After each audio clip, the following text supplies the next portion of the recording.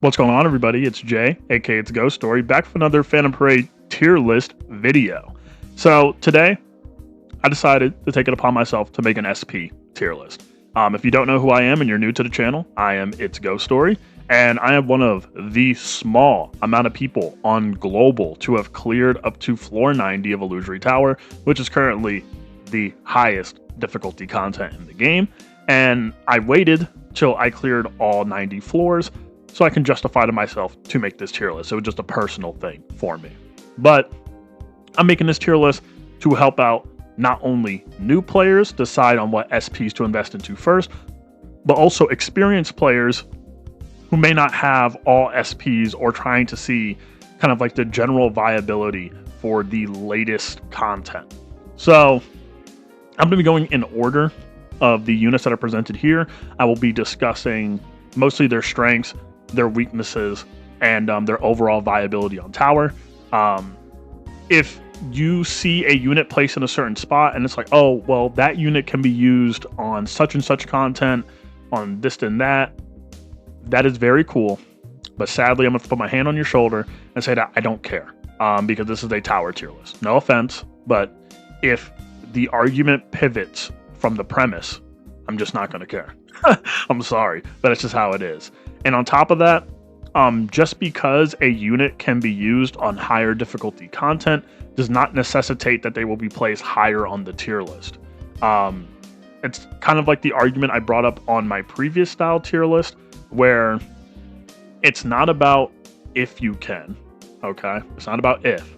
A lot of people are focused on if they can do it, not if they should do it. And we are focusing on if you should, not if you can. Because I know a lot of these characters can do certain things, but should you invest in them if there are better options? So let's just dive straight into the tier list. The first person to be put in "You Need This," the GOAT Kamo. Now, let's take a gander at the boy. When he first dropped, this unit is so painfully irrelevant on drop in Global. When he dropped on Global, they didn't even give this man his own banner. They snuck him with Momo. Man.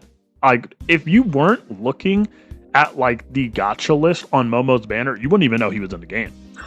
You wouldn't even know unless he just randomly popped up in your multi, which didn't happen for me. However, his SP is phenomenal. I mean, mind you, his passive does start him in Flowing Red Scale. Flowing Red Scale gives you an immense, and I mean an immense buff to, how do I say this? Literally everything.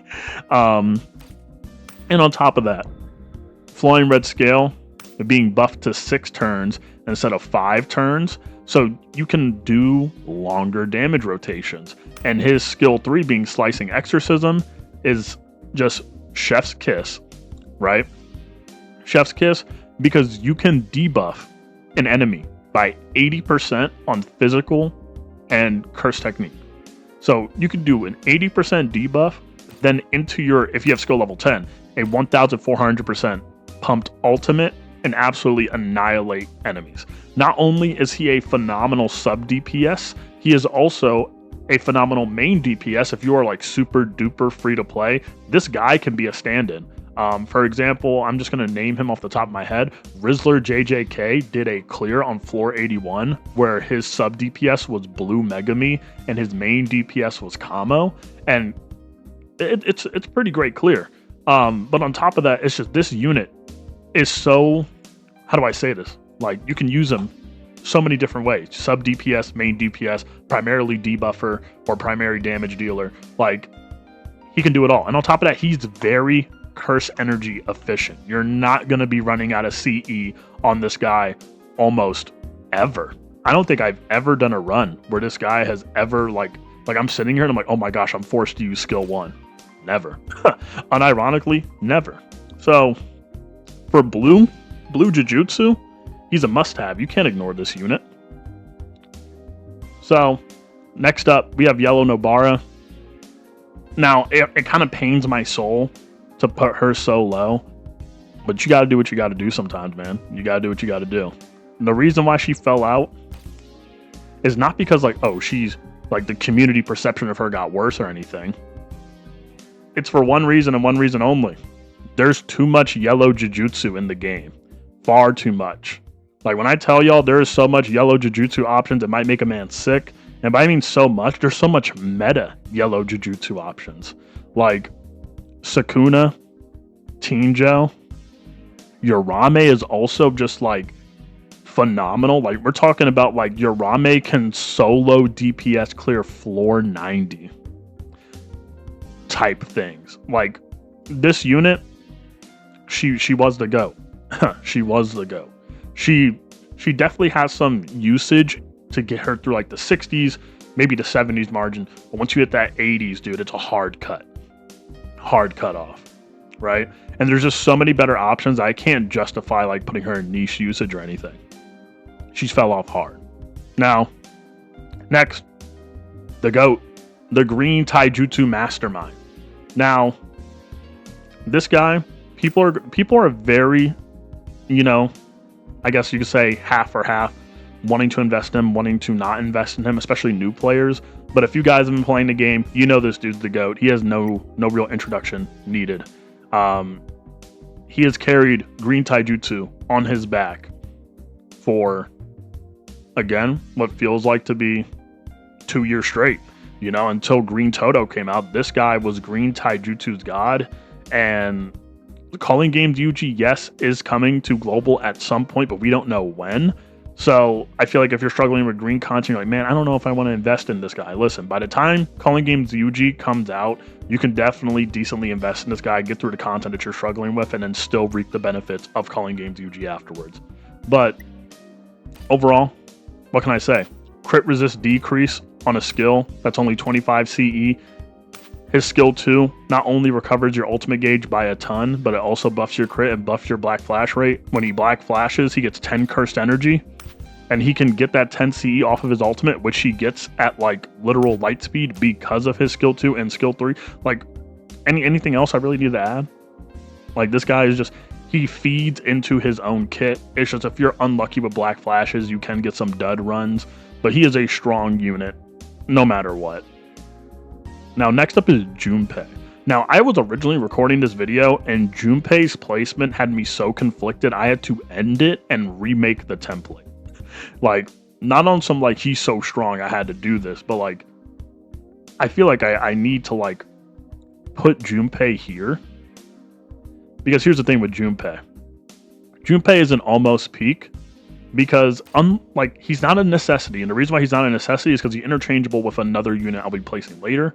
But this guy is heavily, and I mean heavily, carried by that skill 2. I don't even have, I don't even know if his, for skill 3, right? Or is, I believe, yeah, skill 3? Skill 3, chat? It is. So, when you're using Junpei, you're not using Junpei for damage. You're not. You might, like, throw out his ultimate when you can combo ult, but you're not using this unit for damage. You're spamming skill 2, you're drawing attack from the rest of your team, you're buffing your allies, you're making your allies take less damage, and you're kind of just enabling your team. And that's what makes him so strong, is that a lot of floors will have, how do I say this? They will have some very high DPS enemies, or they'll have some very annoying mechanics, and you just kind of want a unit to be able to, like, soak in and just get punched in the face a lot, and they'll just leave that battlefield with a smile on their face. And that's Junpei. Like, Junpei will not only have a mountain of health, but because he reduces damage taken for the team, he has a mountain of health, and he's not taking that much damage. So, and he buffs. So he does a lot of things simultaneously. And again, if you're combo ulting with him, you're not going to really lose much. I mean, you're not going to really gain much either, but you're also not going to lose much. But this guy, he kind of makes your team basically immortal for the most part. Like, it's hard to die with Junpei on your team, which is why he's not really peaked, because he's kind of missing another core factor to his kit, but he's almost peak. He's almost the GOAT. Next is Red Bara. Now, here's the thing. If we were talking maybe, I would say 2 or 3 months ago for global, she would be here, right? But the reason why she's not there anymore is because the red Jujutsu options are just so much more prevalent. If you have Jogo, he is also somebody valid you can use. If you have Mahito, Mahito ratios her out of existence. And if you have Red Yuta, I mean, Red Yuta is the superior unit overall. Now, would I say she's bad? Of course not. If you don't have a lot of red Jujutsu options and you have her, she's a must. She's a must. And on top of that, because red Jujutsu is also so strong, and red and just in general is very strong, she can solo DPS clear a lot of content. Like a lot. In fact, I'm pretty sure the hardest red Jujutsu content, which is 86, not even pretty sure I've seen it, can be cleared with her as main DPS, but you would need the most optimal team to do it. But she can. Skill 3 getting buffed, phenomenal. And because of the fact she has the zone in state and it recovers 15 CE, she can kind of just loop her strongest skills over and over again. She does a lot of damage, man. That's all I'm going to say. She does a lot of damage. She hits very hard. But the only issue I have with her is that she's a setup character. Like, you're going to have some turns. She's kind of like a support where, like, you're going to have to let that thing marinate for a couple of turns before you're really doing some damage. So, that's where I have Bara. This guy, he's not him. He's not that guy. Now, the issue with Megumi doesn't even come with just his SP. The issue comes with the design philosophy that the devs had when this game came out. And they tried to repair this unit in the weirdest way possible. So when the game came out, this guy sucked. When his SP came out, he now became okay. That's really all you could say. Because all they did when they did like the character updates, they made him into a pseudo debuffer for his skill 2, where the debuff sucked horribly. And then on top of that, his skill 1 is basically useless. And in terms of just like, okay, so just a basic punch. And then his skill 3 is even more useless because it's just a cursed energy AoE splash that scales to just absolute dog water. And then his SP basically just tries to make him like a break damage ult merchant, but it's hard to be a break damage ult merchant when the rest of your kit sucks. Like, the only benefit of the doubt you can give this guy is, yeah, his ultimate can hit hard, and yeah, he can tank some hits, but there is so much better blue Jujutsu options. If you use this unit over the other blue Jujutsu options, you're kind of nerfing yourself. Again, he can be used to clear some of the most difficult content in the game, but it's not a if you can, it's a if you should. Because I did use this Megumi to clear floor 81 as my backup unit. But did I really want to do that? No, I didn't want to do that. It was out of like a necessity. I had to, but if I had other options, I wouldn't. And ever since I got those other options, I have not used him since. So there's just way too many better options. Way too many. Now, next is Jogo.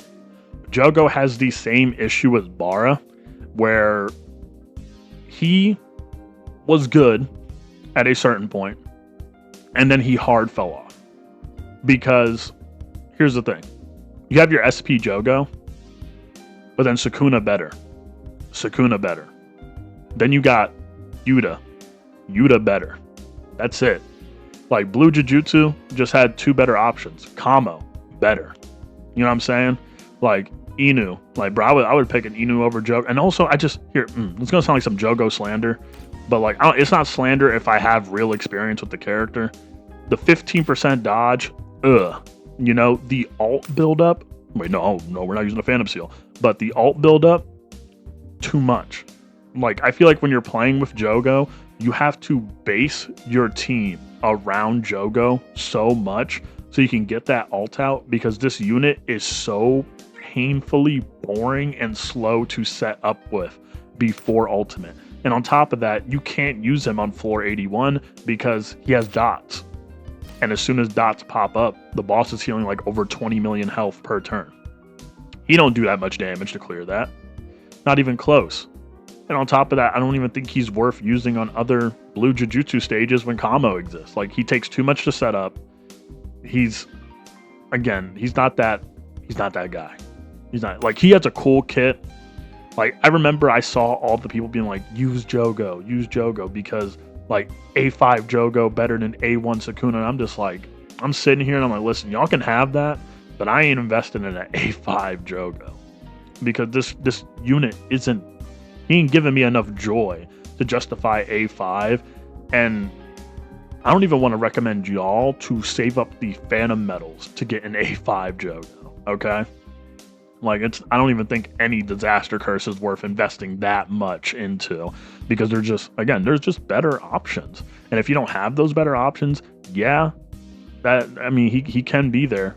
But you know who else is there? This guy. So again, better. He's better. Next is Green Nanami.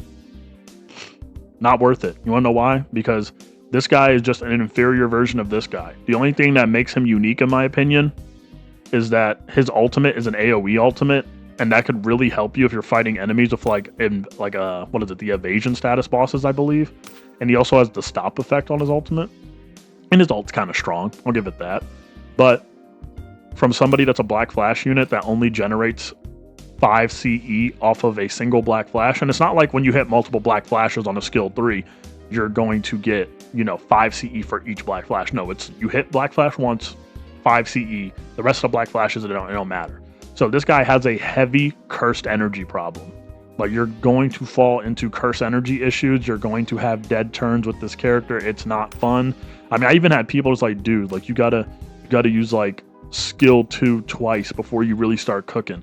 Bro, it doesn't matter because I'm gonna do skill 2 twice. I'm gonna hit Black Flash however many times, and I'm still going to run out of CE at some point.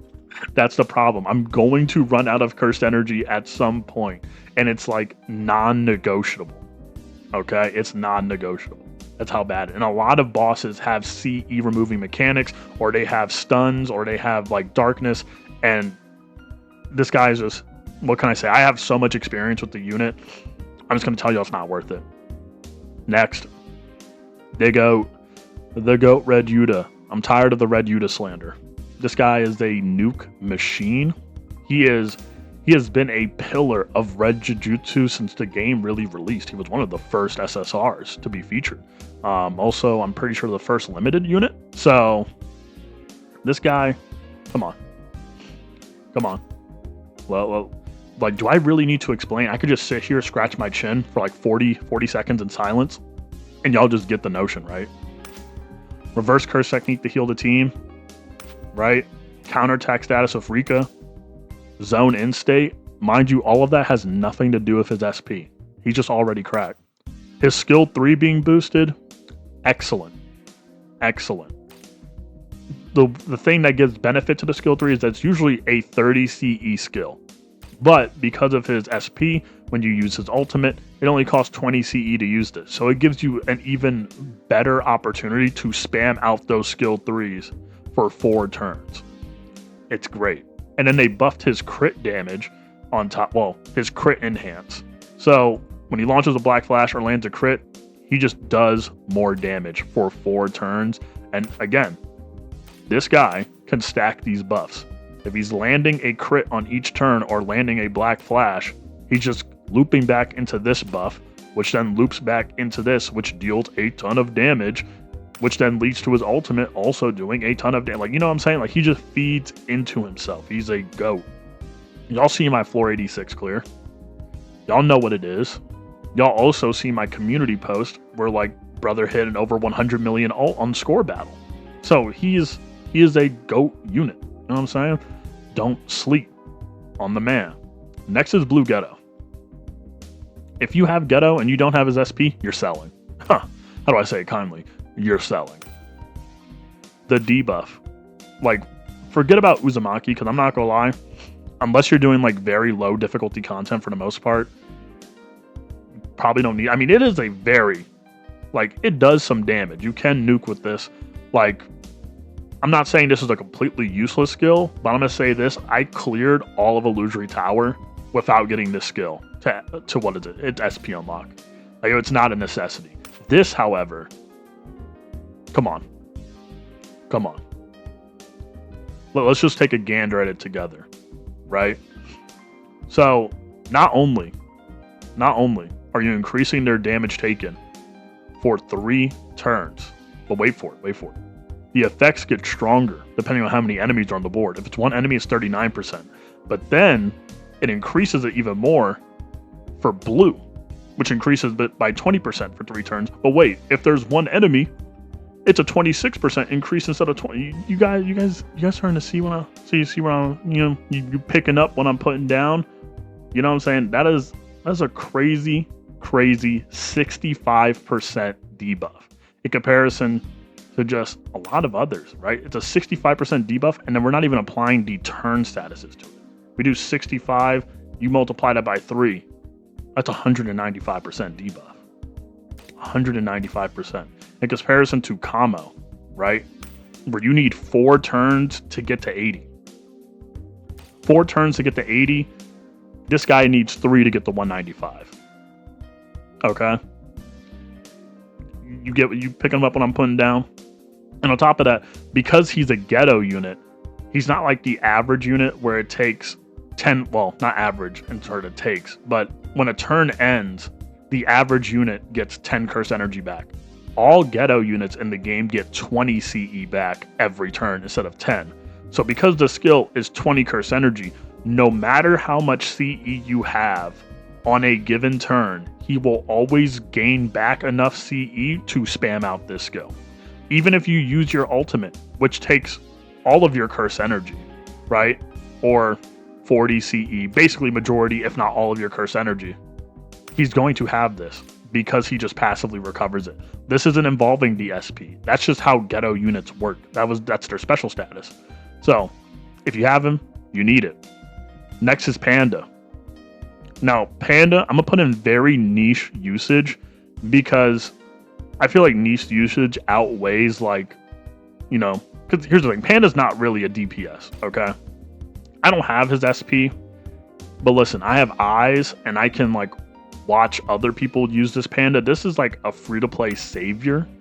And also the fact as well is that if you don't have a ton of very prevalent debuffers, you could use this guy to debuff bosses, actually. And on top of that, with his debuffs, he can also just kind of eat a lot of hits, I guess you could say. He can also heal himself with ultimate. He, again, very niche. Very, very niche. If you need somebody to soak up some hits, yeah, it's cool. He's a very free-to-play friendly type of guy. Very free-to-play friendly. I would actually say, here's the thing. I'm going to put him in very niche usage, but all in all, actually, I don't even know if I can justify it. No, I think I might have to Fallen Out due to better options, because if we're being honest, Mahito came out. So if this, and Red Inu as well. Mahito, Red Inu, we're not putting him in very niche usage. Actually, just Fallen Out due to better options. He was the free-to-play man's debuffer.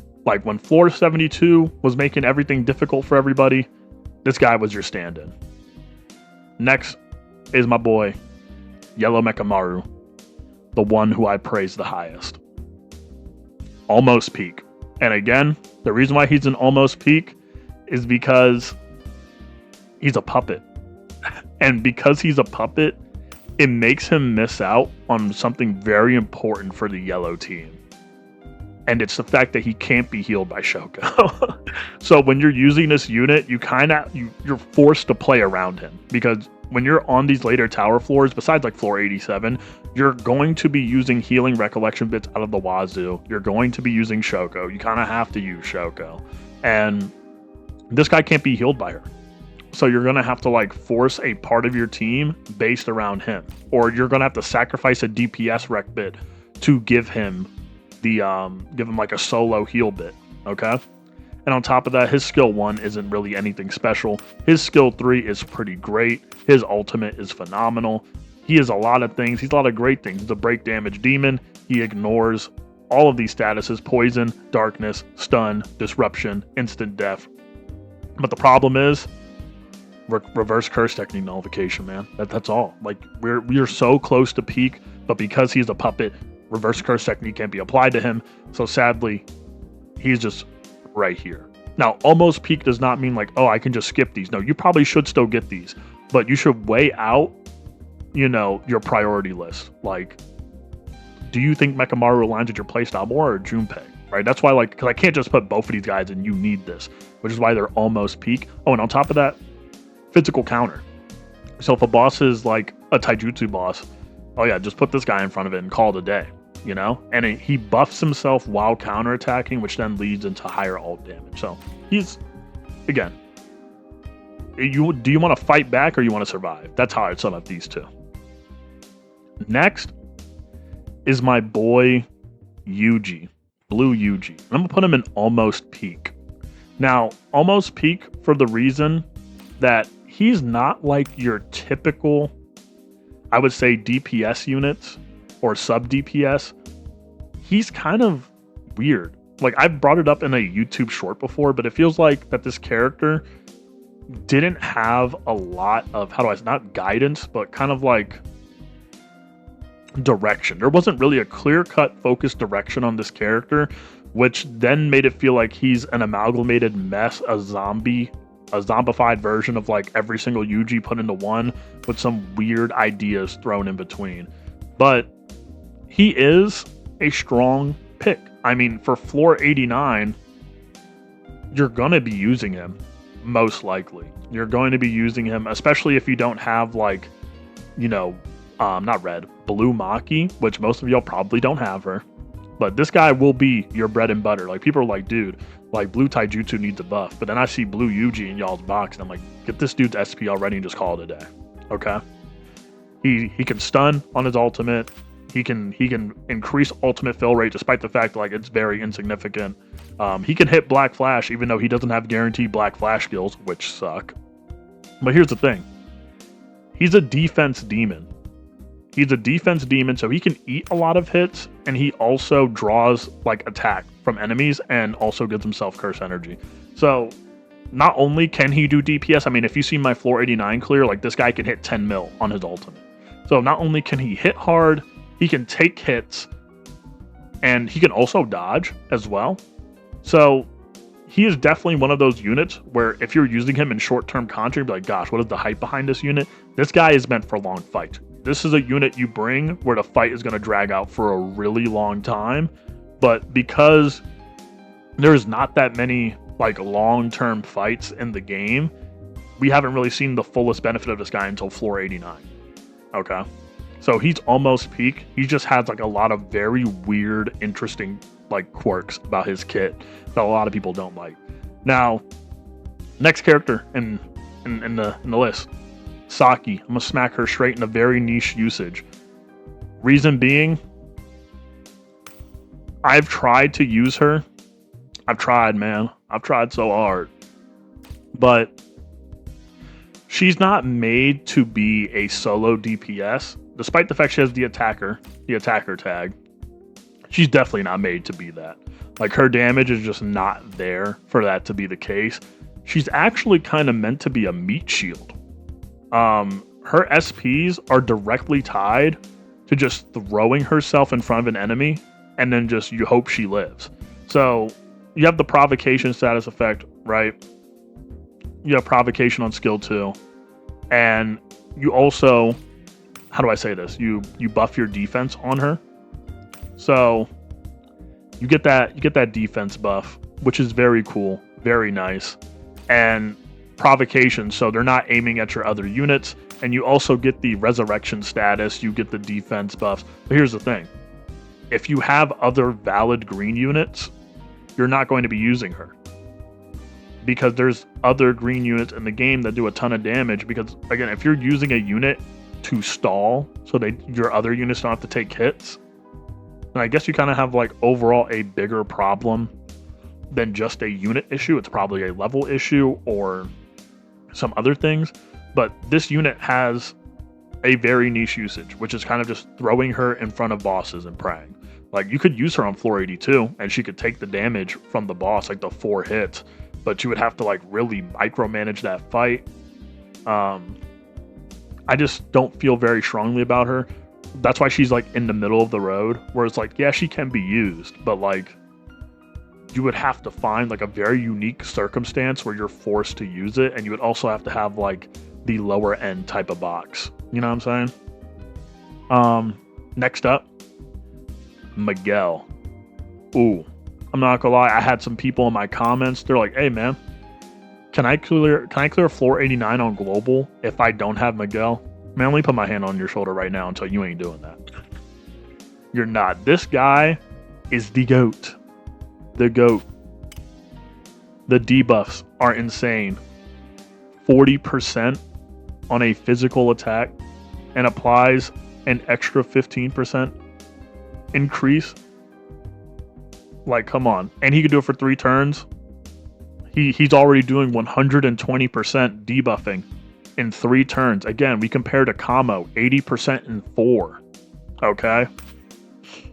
On top of that, he also is a pretty physical beast as well. He's able to tank hits.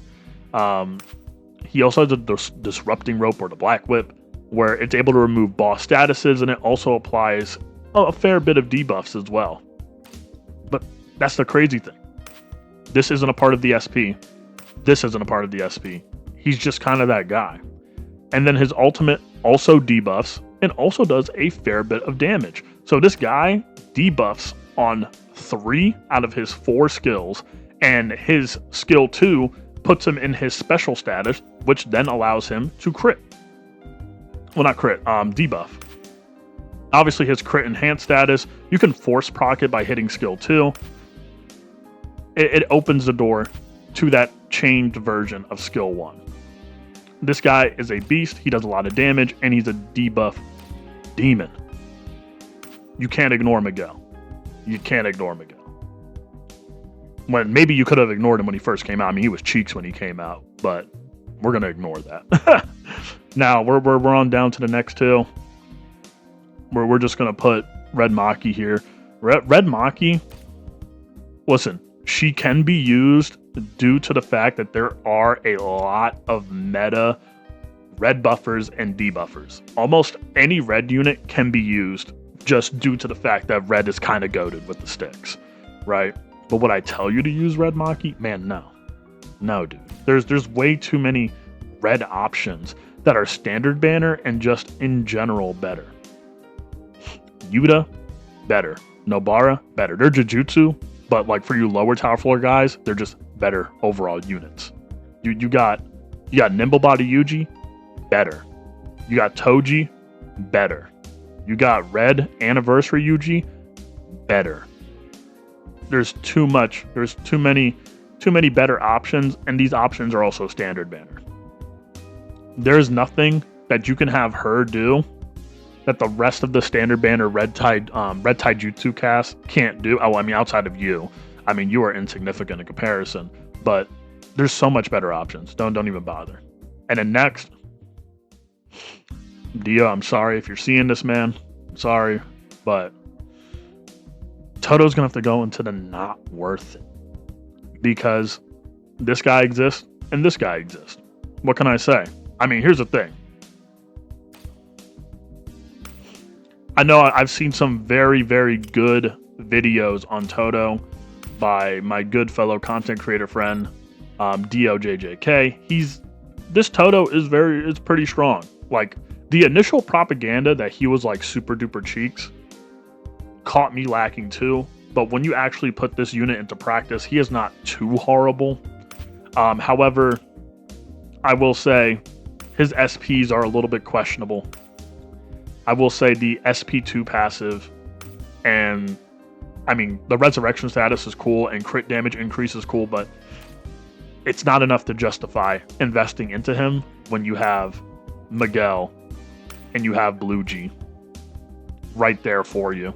In fact, when you have just such a limited pool of units, you should kind of just invest into the main 2 for the most part. Okay? And for you 0.2 Gojo lovers, y'all are going to see the greatest benefits using that unit with Miguel.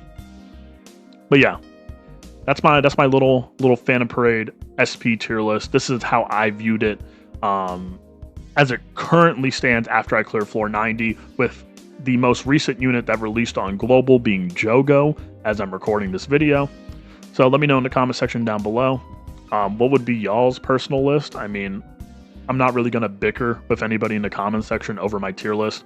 My take is my take. Your take will be your take. We're gonna let it exist that way. We're also different people, so we're gonna have different meshes. Maybe y'all are gonna disagree with like some random placement I have up here. That's cool. I have a different experience. I would also like to know how the rest of the people, because I know I do have some people that watch the channel that have cleared 490. So let me know what y'all guys think, or what units you think should have more flavor added to them. But I think this list is a pretty comfortable one made for me. But yeah, guys, that's been it. It's been Jay, aka It's Ghost Story. Thank you guys for over 900 subscribers as I'm recording this video. And I will see you guys later.